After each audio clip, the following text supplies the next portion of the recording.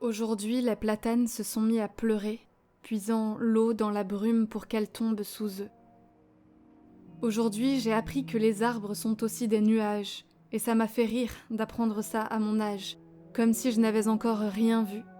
J'ai ri tout le long du boulevard, sous les grosses gouttes tombant toutes sur moi, regroupées à la pointe des bourgeons comme des larmes de joie.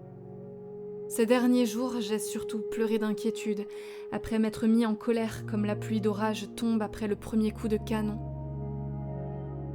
J'ai pleuré à la vue de 2 frères enterrant leur rancune après plus de 10 ans sans se dire aucun mot, en apprenant la mort d'un grand homme qui, en mourant, a laissé un grand vide dans le cœur de tout le monde.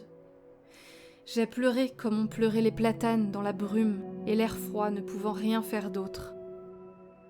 Je rêve d'un mouvement populaire, au beau jour de mai, mais le monde entier semble engourdi face au retour du fascisme. Ce mot ne veut d'ailleurs plus rien dire, comme tous les autres, et nous sommes bien peu de choses qui n'avons pour fortune que nos larmes versées.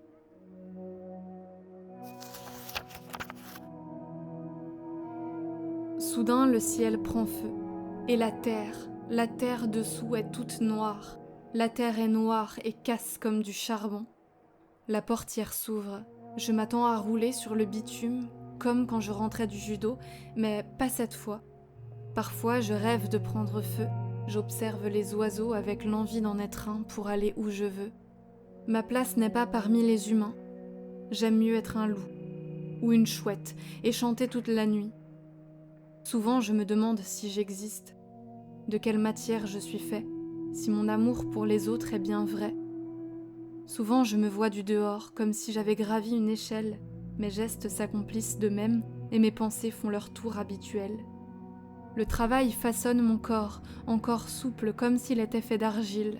Mes doigts deviennent durs, mes mains sont puissantes. Il faut chercher loin, mais mon corps d'enfant est bien là sous l'amas de terre noire, comme une graine qui dort, ou un oiseau caché faisant frémir le sol.